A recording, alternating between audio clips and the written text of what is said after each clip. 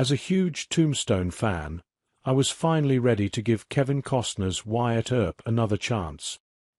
Here's how it went. Kevin Costner's Wyatt Earp and Tombstone have always been linked. Not only are they both about the legendary lawman Wyatt Earp and his brothers, but they also came out within a year of each other.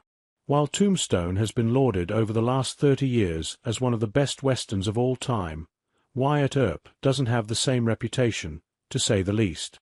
I first saw both in theaters when they were released, and while I've watched Tombstone hundreds of times over the years, I just recently re-watched Wyatt Earp, and I have to say, it's not nearly as bad as I remember, though I'm not ready to call it better than its twin movie. Here are my thoughts.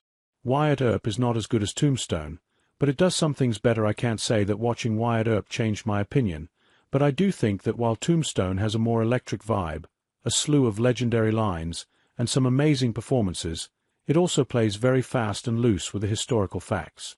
We plays it much straighter, and I appreciate that. Movies don't have to be historically accurate for me to like them, but I always appreciate it when filmmakers do try their best to blend the facts as well as possible, while still telling a good story. We tells much more than just the titular Earp's full story. It includes all the Earp brothers, whereas Tombstone only focuses on the 3 who were involved in the gunfight at the OK Corral. Kevin Costner's version of the story includes much more of his backstory, including when he first meets Doc Holliday, Dennis Quaid, his time in Dodge City, Kansas, and even the full story of Wyatt's vendetta ride after Morgan was killed by the Cowboys. As seen in both movies, the effects of the Earp brothers' war with the Cowboys on their families, including Wyatt's first wife, Mattie Blaylock, played by Mare Winningham, is also shown.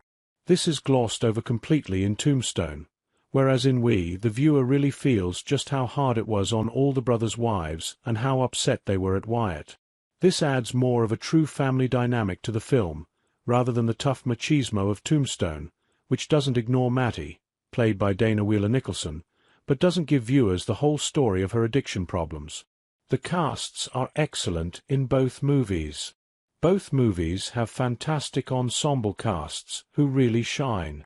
Comparing the performances isn't really fair, because the movies are just so different.